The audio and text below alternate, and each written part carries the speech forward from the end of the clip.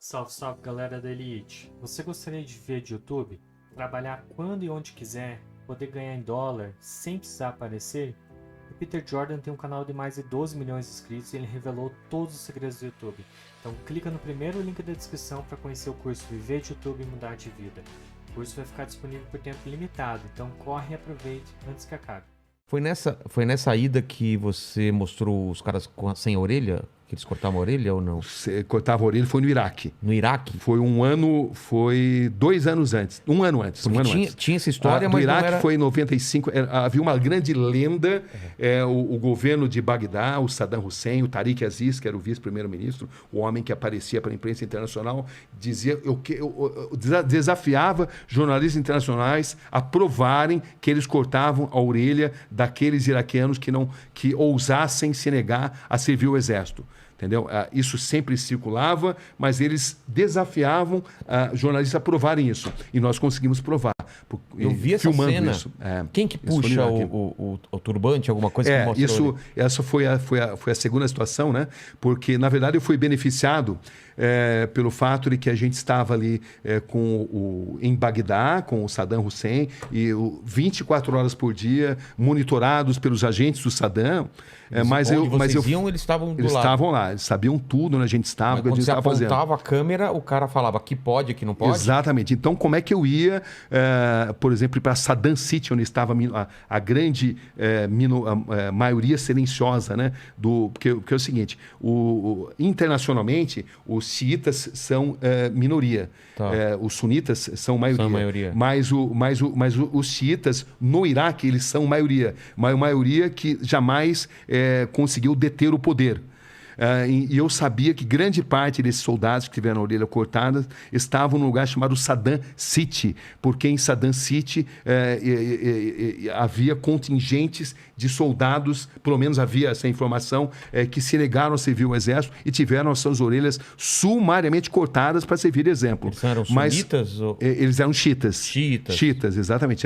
O Saddam Hussein sunita. O Saddam Hussein sempre perseguia os sunitas. No Iraque são minoria. Tá. Entendeu? Mas eles sempre tiveram muito próximos do poder. Era uma minoria que sempre deteve um poder econômico maior. Tá. Entendeu? Os sunitas, se você considerar o islamismo internacional, são maioria. Mas dentro do Iraque, os xiitas são maioria. Tá. Né? Esses xiitas são apoiados pelo Irã, que é um país xiita, por exemplo. Né? Bom, mas enfim, e a gente tinha que ir para Saddam City, onde estavam os soldados. Eu sabia que haveria uma grande chance. Mas como é que eu ia fazer para ir sendo seguido dia e noite pelos soldados do Saddam Hussein? Aí como é que eu consegui? Ficamos sabendo que havia chegado assim um grupo de jornalistas americanos. E não havia agentes suficientes para monitorar americanos e brasileiros. Então, o sabedor disso, falou assim, olha, a gente está meio doente aqui, meio cansado, e também a gente está afim de jogar tênis, entendeu? Para relaxar um pouco. Então, a gente vai num outro hotel que tem quadra de tênis, e lá a gente vai jogar tênis, tá bom? Tudo bem? Então, eles já até gostaram, porque eles não teriam como seguir a gente e os americanos ao mesmo tempo. Então, o que eu fiz? Eu e o cinegrafista Fernando Pelégio, que era o cinegrafista que estava comigo lá, a gente botou a câmera dentro de uma raqueteira de tênis e fomos para esse hotel onde havia uma quadra de tênis. Tá. Entendeu? Então vocês foram realmente para o hotel. Fomos para esse hotel. Tá. Chegamos até simular, ir para a quadra de tênis. Quando a gente se sentiu seguro... Não tem ninguém seguindo. A gente tratou de identificar um motorista que eu tinha informação que fazia ponto ali naquele hotel. Entendeu? Que era o Hotel Sulemânia. Meu coração já está acelerado só de você contar essa história. Né? Porque Meu porque Deus. O que acontece é que a gente entrou no primeiro... mas a gente se enganou, não era o motorista indicado, a gente tinha se enganado. E esse motorista, ao invés de levar a gente para Saddam City, ele levou a gente para o Ministério da Informação.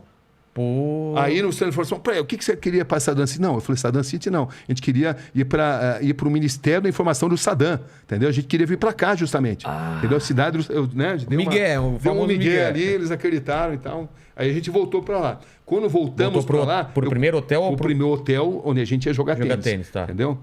E aí, nesse hotel, eu consegui finalmente achar um motorista que eu tinha indicação, que falava inglês, era jovem e que tinha insatisfações em relação ao regime e que estaria disposto a assumir o risco. Precisaria ser alguém que é disposto a assumir se ele é risco. descoberto, morto, né? Exatamente. Então, eu acabei descobrindo esse motorista e ele nos levou para Saddam City. Só que levar no Saddam City, eu lembro que a gente levou pedrada, porque estrangeiros eram mal vistos ali, mas o fato é que uma hora depois de a gente ter chegado lá, a gente conseguiu finalmente descobrir um soldado que teve a orelha cortada. Eu fiz a entrevista, ele contou pormenorizadamente por que a orelha tinha sido cortada sem anestesia, justamente porque ele não tinha servido o exército. E aí, para você ver como é que são as coisas, né? A imagem que você viu, que a gente estava na confluência do rio Tigre e Eufrates. 3 dias depois... Não é desse dia. Não é desse dia. Não é outro dia depois, a gente estava na confluência e eu notei que tinha ali o barqueiro que não tirava o turbante de jeito nenhum. Aí eu cheguei nele lá e eu falei, fiz um sinal. A hora que o tradutor, que era ligado ao regime do Saddam Hussein, estava distante, entendeu? Porque a gente foi para o meio do rio, e o tradutor ficou lá. Eu falei que eu precisava fazer uma passagem e o barco não cabia mais gente. Entendeu ou não? Porque o tradutor era deles, né? E aí, meio por sinais, eu expliquei para ele contar a história. E aí ele tirou o turbante, contou a história. Eu tive que traduzir depois. E aí era a história da mesma coisa. Mesma coisa. Não quis servir. Não quis servir o exército, a orelha foi cortada, não teve anestesia. E a família passou a ser perseguida. E o mais interessante é que eu lembro entrevistando o Tariq Aziz, o vice-primeiro-ministro, ele falou assim, eu desafio você a encontrar essas pessoas. Onde estão essas pessoas? Mas eu não podia falar, eu acabei de filmar. Porque se eu falasse isso, eles iriam revistar, confiscar. E eu queria ainda ir para a cidade, arrasá-la pelas armas químicas do Saddam Hussein. Claro. Só que essa cidade arrasada pelas armas químicas do Saddam Hussein estavam no norte do Iraque. E você não consegue entrar, você não conseguia na época entrar no norte do Iraque, no Kurdistão, pelo próprio Iraque, porque os agentes do Saddam Hussein não deixavam. O que você tinha que fazer? Você tinha que sair do Iraque, ir para a Jordânia, da Jordânia ir para a Turquia, e da Turquia você conseguia, ali pelo sul da Turquia, lá por Diyarbakir, que é um grande reduto, né, ali dos curdos, você conseguia entrar por ali numa área que era mais monitorada pelos curdos do que pelos próprios agentes do Saddam. Mas para você entrar ali, você precisava de um visto. Mas ali eu tive uma grande sorte. Repórter precisa ter sorte também. Estavam programadas eleições em Bagdá. Você vê eleições em Bagdá, né? Com Saddam Hussein, né? Você acha? já sabe o resultado. Né? Conversa da carochinha, né? Mas ia ter ali o teatrinho deles. Os caras lá assim, tá bom, o cara joga fora aqui. Você não bota no Saddam, você vai pro paredão, né? Exatamente assim. Mas enfim, mas o fato de eleições, eu falei assim, olha, eu preciso, o seguinte, a gente já tem um bom material, e a gente precisa ir para a Jordânia, porque a gente precisa mandar o material pela Jordânia. Mas só que eu quero voltar aqui para cobrir eleições, porque eu fiquei sabendo que eu precisaria de um visto. E aí eu falei, eu vou voltar aqui 2 semanas para cobrir as eleições. Aí eles me deram um visto. Aí eu não voltei para cobrir as eleições. Eu fui... E valia lá para cima também. Aí valia lá para cima também.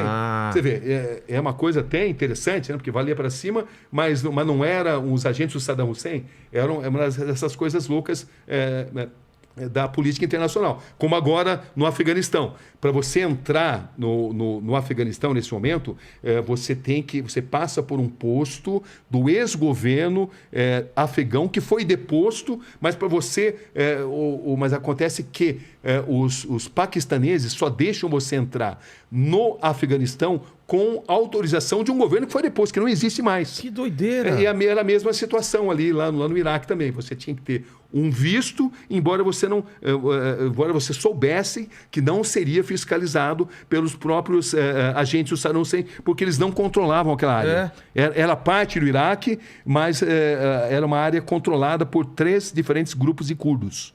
Entendeu? Você não usou o visto? Usei o visto porque os agentes de imigração turca, eles pediam. Eles pediam. Você tem o visto? Eles só te deixavam passar, senão te deixavam passar. Era uma ironia, contradição totalmente, porque era um visto de um governo que ali não tinha influência, né? Que ali não mandava.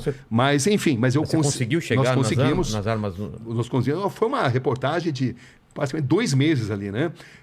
Entre a parte controlada pelo Saddam Hussein e a parte não Você controlada. fez toda a volta. Toda a volta, mas por quê? Eu queria entrar porque eu queria ir na cidade que tinha sido arrasada pelas armas químicas do Saddam Hussein, que o governo também contestava, dizia que isso era mentira, que não era culpa deles, que era o Irã, né? O Irã que na época tinha a grande guerra entre Irã e Iraque, então eles culpavam os iranianos pelo que tinha acontecido, pelo uso de armas químicas, inclusive, mas enfim. O que você viu lá? Olha, eu vi uma cidade chamada Halabja. Primeiro, vilas inteiras dizimadas, mas o que mais impressionou por armas químicas. Então, as construções estavam em pé. Algumas estavam, outras não. E eles usaram lá... Era um tipo de gás que espalhava elementos químicos e a água ficava contaminada. Então, o nível de doenças congênitas era absurdamente grande. E isso tinha passado, inclusive, já há alguns anos isso, mas era um lugar que o Saddam Hussein protegia e não deixava jornalistas internacionais terem acesso. Claro, né? Ele não queria que... Exatamente, ele não queria, era uma propaganda que não interessava para ele. Então, eu encontrei uma cidade ainda arrasada e com a população doente e com pessoas totalmente deformadas, crianças totalmente deformadas, com a pele deformada pelo uso de armas químicas. E foi uma das experiências mais... Falaram. Esse é um dos principais capítulos desse livro também, né? Que impressionante isso. E a gente, ao mesmo tempo, o Saddam tinha franco-atiradores ali, agentes que entravam ali e tentavam fiscalizar o que estava acontecendo e matavam estrangeiros. Entendeu? Então a gente tinha que correr esse risco. Vocês também. Eram os únicos e também lá? na época também havia o Estado Islâmico dava os seus primeiros passos. Entendi. Entendeu? Então era uma área muito tensa. E além disso havia uma guerra entre os curdos, diferentes facções de curdos. O PKK, que são os curdos comunistas, que são um grande problema para a Turquia. Até hoje, né? O Abdullah Öcalan, que é o grande líder que está preso até hoje, porque eles representam um grande problema para a Turquia, porque existem curdos em 5 nações e é o maior povo sem nação que existe na humanidade nesse momento. Isso é um grande problema para a Turquia. E para o Saddam Hussein também, sempre foram um grande problema. Mas os próprios curdos, eles sempre guerrearam entre eles. Entendi. Eram diferentes facções. Uma um pouco mais próxima do Saddam Hussein, Você estava no meio outra de nem um tanto. tiroteio lá. Sem dúvida. Foi um dos momentos mais críticos. E também o que aconteceu é o seguinte, quando a gente cobriu essa briga de facções curdas, e o que acontecia? Você não podia nem avançar e nem retroceder por causa dessa batalha. Claro. O que acontece? O Kurdistão é uma zona profundamente montanhosa. E as guerras acontecem de uma montanha a outra. Então, uma guerrilha, um exército, os Peshmergas, né, como eles são conhecidos ali, eles atiram na outra montanha. E à noite faz muito, muito frio. E você não pode acender uma fogueira para se aquecer, porque senão você vai se tornar um alvo visível. Então, foi uma experiência assim, incrivelmente marcante. Porque você tinha muitos fatores ali, né? Você fugia do Saddam Hussein, você fugia dos disparos de Katyusha, né? Que é isso? Katyusha são os mísseis, um míssil de médio alcance muito comum nessa área. E muitas armas brasileiras, os tanques Cascavel, que foram vendidos a rodo para o Saddam Hussein, depois usados pelos curdos, né? E você cobria também essas guerras, e eram guerras em lugares repletos de cavernas, onde você passava muito frio, onde você via muita gente morrendo, e esses guerrilheiros, o PKK, por exemplo, a gente teve acesso a um grupo de meninas que tinham apenas 11 anos e elas eram totalmente condicionadas a matar os seus inimigos, e elas eram assim, sofriam um processo de lavagem cerebral, e elas não treinadas a não ter atração pelo sexo oposto, a se explodirem, como o Hamas. Eu também tive a oportunidade de entrevistar homens-bomba, né? Os jovens que são treinados para se explodirem em nome de uma causa, né? Então, são experiências que impressionaram muito. E, nesse caso, era muito difícil porque a gente foi dado como perdido de guerra. Por quê? Porque a gente não podia nem retroceder e nem avançar, porque a gente estava no meio de uma guerra. E não tinha como a gente passar informação. É isso que eu falo. Porque nós estávamos em contato com a Globo. Na época... exatamente. Era Globo? Essa época, a segunda vez que eu estive foi pela Globo, né? Tá. Perto da invasão Como vocês se comunicavam? A gente se comunicava na época via telefone, porque não tinha celular, né? Você não Telefone tinha... fixo. Exatamente, telefone fixo. Nossa. Mas a gente ficou incomunicável. A gente não conseguia se comunicar. Então, as pessoas não sabiam o que estava acontecendo com a gente, né? Mas foi uma das matérias mais impressionantes, uma das melhores que eu já Imagino. fiz.